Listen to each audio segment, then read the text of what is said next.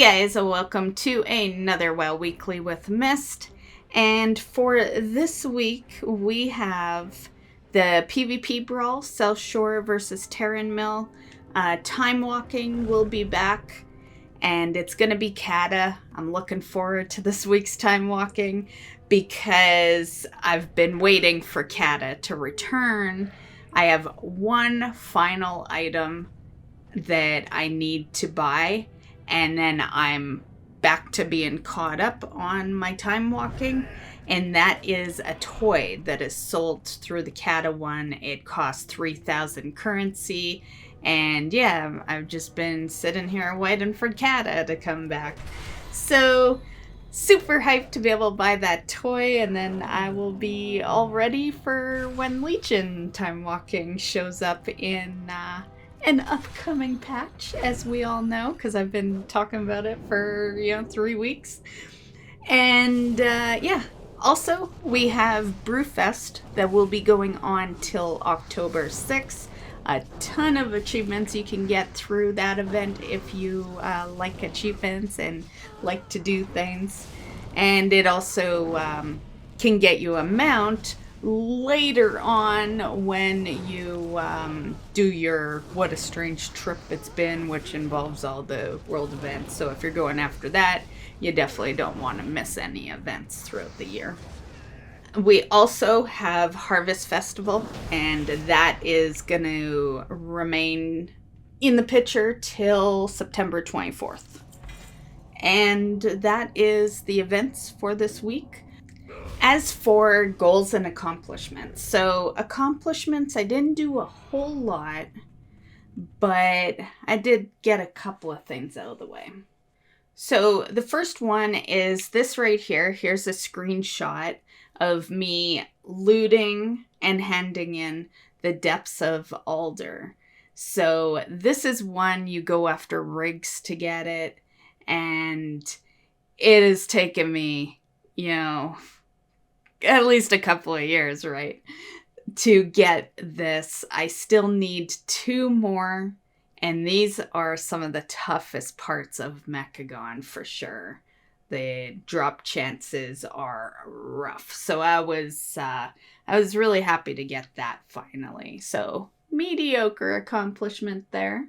The Shadowlands accomplishment this week was that one day there was a calling for to do all those embers in a Torghast run, and that's usually my motivation to go do Torghast, because I really am not a big fan of Torghast. I had high hopes for it in the beginning, and yeah, that all failed. But I decided to go do the quest, and while doing it, I achieved a flawless run in the Torghast level that I chose. So I was able to get into the Adamant Vaults, which, because I put Torghast off so much, this was the first time. As you can see in my achievements there, I really haven't touched Torghast in a couple of months. I did, when I ignited the Box of Many Things, which was a couple of months ago, I did Torghast the week after that, and then I didn't touch it again till this week. And then this last one isn't an accomplishment because I'm not done yet, but I did put a whack load of progression on the Tormentors achievement to knock out all the different Tormentors. So here's a picture. I actually went and killed Mugrim the Soul Devourer shortly after taking this screenshot. So I'm down to the last 3 now. So that's really cool. And I'm expecting that this may be a completed accomplishment in next week's video. So that was my accomplishments. As far as goals go, the only goal I really have this week is that since Time Walking is back, I'm going to use it to level. So there will be a stream tomorrow. So I'm going to do more attempts on the Time Raver. And I would like to bring my warrior into some stuff so I can start leveling that warrior. And I'm also gonna want to do one dungeon on my druid for some quick access currency. Also, my shaman, because my shaman's holding on to the currency that I'm gonna spend on the toy, because I don't want to spend it on the druid, because I want to use that currency on the druid for the new mount that'll come in the picture next patch. So yeah, you'll see definitely a few different characters in tomorrow's stream for sure. And yeah, that's my only real goal. I have every intention on doing as much as I can handle, pretty much, for time walking. Usually I can't do more than like 3 days of it in a row. I get bored of time walking after a while. But I'd like to do as much and get that warrior as close to 60 as possible. She's far from it right now. I think the warrior's like 51. So quite a few levels away, but whatever. Progress is progress, right? So that is the goal for the week. And yeah, and that's all I got for that. So let's get to news. Okay, so the first bit of news we're going to go over has to do with the Mage Tower again. I know it's been discussion in the WoW Weekly for the past, well, this is the 3rd week, but they keep bringing new info out, so I gotta keep updating you guys. So the new info for this week regarding the Mage Tower has been the new bear skin that druids will get. There's been a bit of commotion with this one. People don't think that there should be another werebear skin. And me personally, I see nothing wrong with it, and I'll tell you why. While it looks great, it's nowhere near as good as the skin you got in Legion. Yeah. Well, there were a few, but like my favorite one was white, the white skin, and nothing compares to that one. Here's a picture of the white skin for those that didn't really play Legion or didn't do the stuff.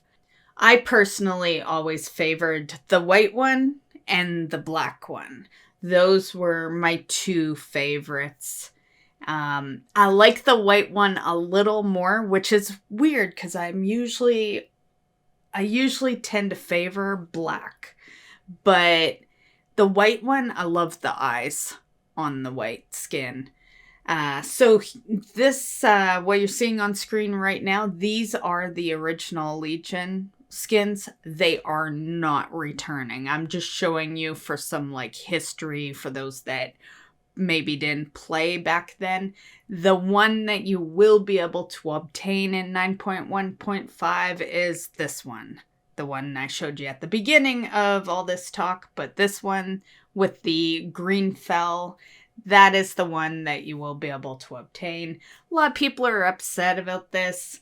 I saw this coming, honestly. I was just waiting for the day they would return these, but I knew the day was coming because they tend to listen to the forums, and pretty much since the day they shut down the Mage Tower is the day people were posting nonstop. Bring back the werebears, bring back new skins, blah, blah, right? So they have had constant requests for this to return ever since they ever since they stopped it. So if there was anything I thought was going to return, it was definitely this. It was just a matter of when.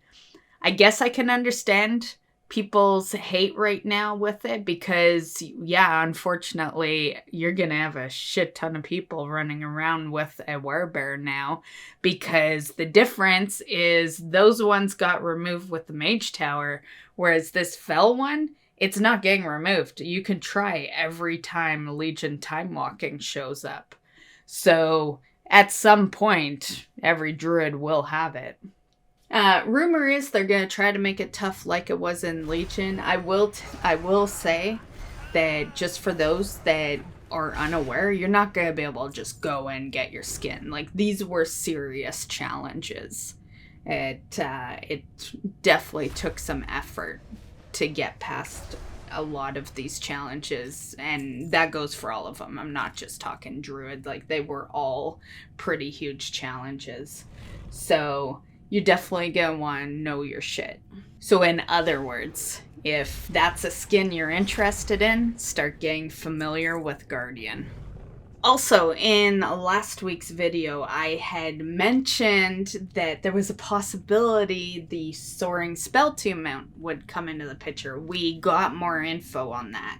So it is going to be available in 9.1.5. It's going to have to do with the Time Walking Mage Tower, but to get it is going to be some work. So in order to get it, you are going to have to complete all 7 of the challenges on different characters.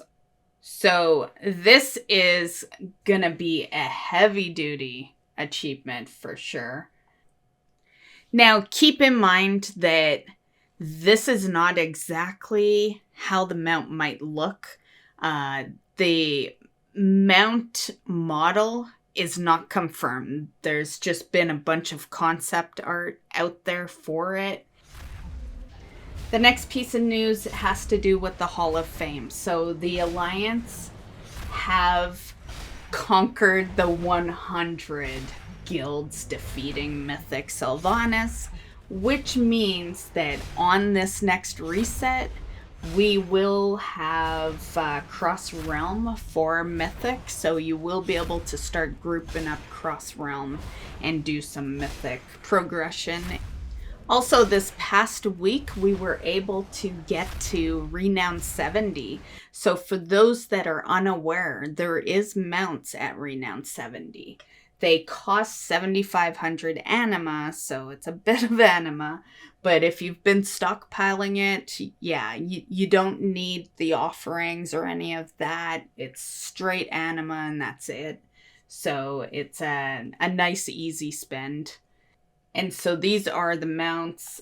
This one is the Ascendance Aquilon for Kyrian. This one's the Regal Corpsefly Harness for Necrolord. And this is the Autumnal Wilderling Harness for Night Fae. And the Obsidian Gravewing for Venthyr.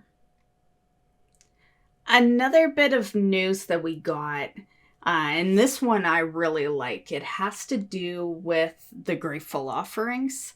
I farm these all the time, so this is why I love this aspect. So as you know, if you're going to farm these, you really want to be working on your conductor because you can get these offerings through that, right? So in 9.1.5, basically, if you're upgrading your anima conductor, you're going to actually start gaining the Grateful Offerings through callings. So here's a picture of loot that came from a calling. That's actually not a bad amount of offerings from a calling. You would get anywhere between 7 to 9 of these Grateful Offerings through your callings. So yeah, 8 would probably be your average number that you would get. But I really like this edition.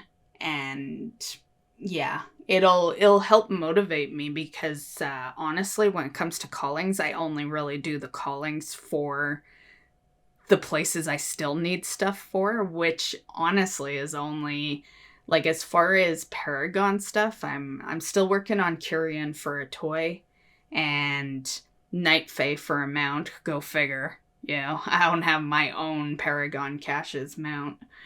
And then, of course, Venari, right? So, but Venari isn't really a calling, like you, yeah. So when it comes to these callings, I'm only really doing Night Fae and Kyrian stuff. I do my best to avoid everything else, right? So this might actually motivate me to actually get back to doing callings on a more regular basis. So great addition in my personal opinion. Another cool update for 9.1.5 that I really like is that there's going to be legendary scrapping, which means that you can go to the rune carver and you put your legendary into the window there, as you can see in this picture, and you will get your soul ash and your soul cinders back. So that is very cool. And by the looks of the picture, it looks like you're getting the full amount. So that is very nice. And the last thing I'd like to mention, game related, is a hotfix for the Hand of Selaranga, which is a mount that you get from the Breaking the Chains achievement. So the past few days, we've had the Kyrian assault came back, and for those that have been keeping up on stuff, you were pretty much just waiting to be able to do the Zoful shuffle, which is where you dance at like 5 different forges during the assault while holding a maw-proof parasol. So that finally has been available with this past assault, and people did that and got their achievement but wouldn't get the mount. So basically a lot of people would send in their tickets, and some got the mount by, reporting to the GMs. But it's gotten so out of control, especially now that people know that people are getting the mount from sending in a ticket. They've just been getting so many tickets for it. So there's now a response that comes back to you through your emails. And it says, "Hello from Blizzard. My name is GM Nemixel. If you have received this message, this means you're reporting doing the Breaking the Chains achievement, but not getting the mount that comes from it. The WoW team is aware of this issue. The WoW team plans on giving all the affected players the mount retroactively in the days to come. However, it's the weekend right now, and so we'll need to allow them some time to fix this in the week to come. We don't know what form the fix will take quite yet, but it is for sure planned to make sure everybody gets their mount successfully. Because of how widespread this issue is, hundreds or thousands of players opening tickets on this, game masters are putting a hold on handing the mounts out manually. And instead, we will need to wait patiently for the WoW team to fix everyone up."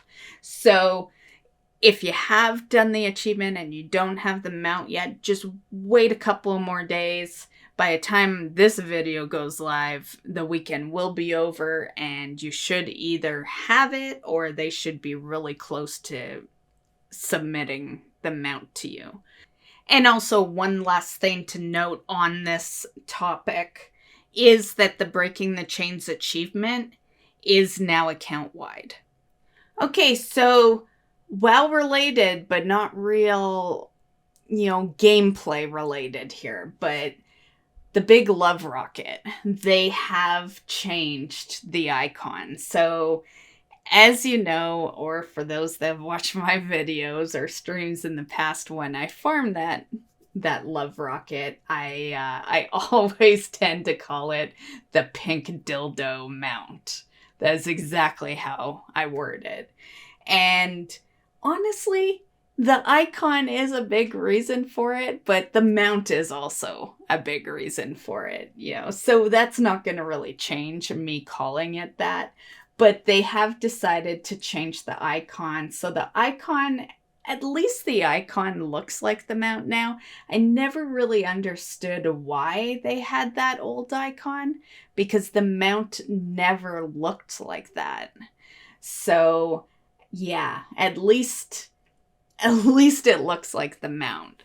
I can't say I disagree with this change, right? Because while I mock the mount like no tomorrow, it still really never made sense why the icon didn't look like the mount you're currently using, if you're lucky enough to have the love rocket.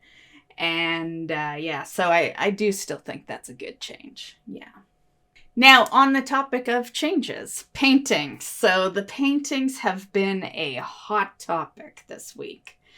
And for good reason, I guess. So the first one you see here is these two paintings. And there's definitely been a lot of people talking about how, it's stupid that they changed this. My personal opinion is I have nothing against, women, flashing their boobs in a game or whatever. But that old painting looks like crap. It's outdated and it's a blur. I think this is a great change because look at the difference between the quality of the old picture and the new picture. Like, it was just time, honestly. And I like the outfit better on the new one. Me personally, I think the outfit on the new one looks sexier than the really revealing one because it just, I don't know, it just looks nicer. I have nothing against this painting, but a lot of people do. I really don't understand the hate on this one because that picture looks god-awful. Yeah, the new one looks way better. So that's the first part of this discussion. The next one is this picture here. Okay, for starters, the girl was replaced by a bowl of fruit, which is hilarious on its own. That is just so funny. But once again, I think that old picture needed to be updated, and whether it's a bowl of fruit or a girl, that bowl of fruit looks better than that fucking old picture the girl looks. And that's even if it is a girl. Like, we know it's a girl, but like, if you didn't really know, you can't tell. It could have been a guy cross-dressing. Like, who knows, right? Once again, it's, when I look at paintings, I want to see decent quality. And that's just not decent quality, that old one. Like, obviously we know why they're changing it, but all in all, I think it's a good change anyway. Why they chose a bowl of fruit, I don't know. They could have done something similar to the last one where they just update but have the same picture. I'm not totally sure why they felt they had to go with a bowl of fruit. But nonetheless, like I said, the bowl of fruit looks better than that picture on the top. So yeah, that has been the hot topic this week, these pictures or paintings being changed. Most people didn't even recognize these paintings, like, honestly, I would think that the only people that probably noticed these paintings before it hit the news as being changed would be rogues, because they're in the rogue areas. So, yeah, aside from that, next to no one knew they even existed. So, like, if you hadn't put it in the public eye, no one would have known the difference. And then I almost forgot, there is this one as well. So this is a picture of Jaina, and you could see that it's slightly different. I had to actually really look at this one because I didn't see the difference right away, right? Okay, so my thoughts on this is, Jaina's my favorite female NPC, so if anyone was going to be disappointed in these, it would probably be a person like myself where she's the favorite, female NPC. But honestly, I like both of the pictures. Like, yeah. And now that I've seen the crop top, well, it looks like a crop top anyway, under the vest, I think that looks better than the before. You still have some of the cleavage at the top, and it just, I don't know, I like it with the vest, Okay, so that pretty much covers the painting portion of this video. in very short form, because I don't want this to be a long, dragged out conversation. The painting changes, I have no problem with that. I fully understand that Blizzard is trying to do better. Other people might not see it that way. Everyone has their own opinion. I see it as they're doing what they can to save their product. WoW, if WoW goes down, that's a huge thing. WoW for many, many years was the supporter of a lot of their other projects. So, yeah, that's a lot of subs lost if WoW goes down. So it's no surprise that they would do whatever they possibly can to try to save it. I think this is stupid changes. We've had these jokes and pictures and all that for 17 years. No one ever complained until a lawsuit occurred. And it's really sad to see a situation between a victim and a, employee be the reason the game gets ruined, The two should be separate, in my personal opinion.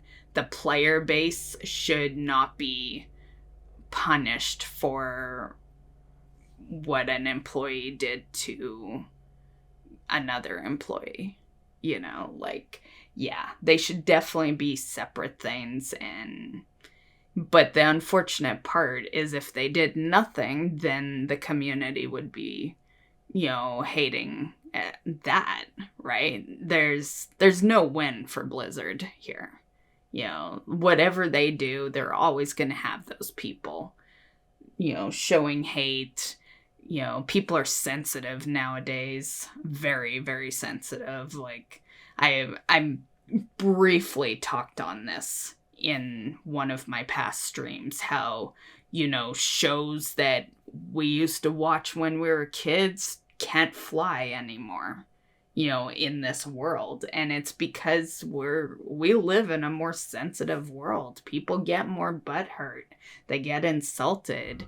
You gotta be careful what you say to people, and it's unfortunate, but, it's the way it is.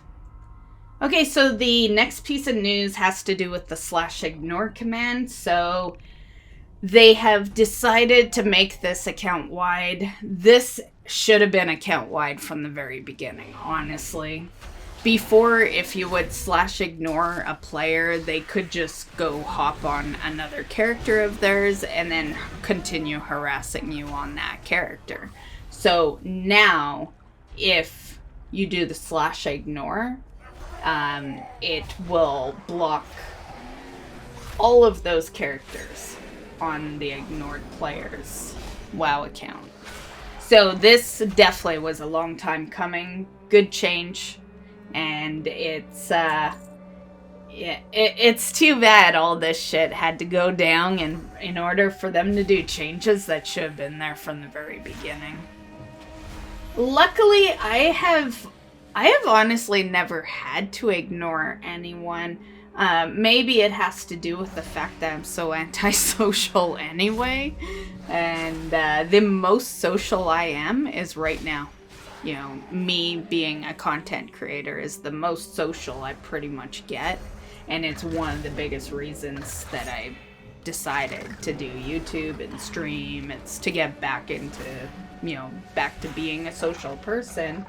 Because, life dishes you out some bad things, and I had a complete shit show of bad things my whole life that led to my antisocialness, right?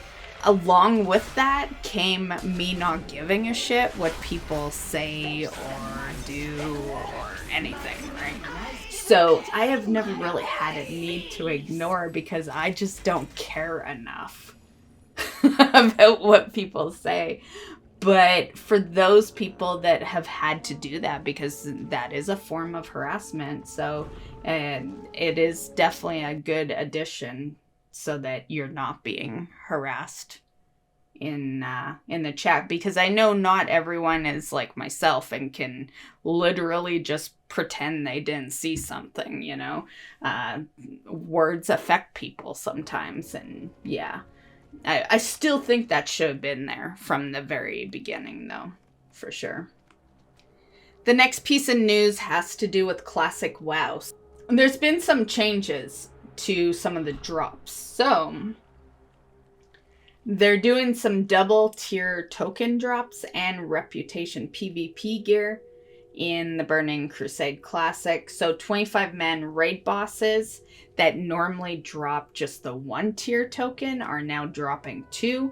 And reputation vendors are now offering PvP gear to players that are revered.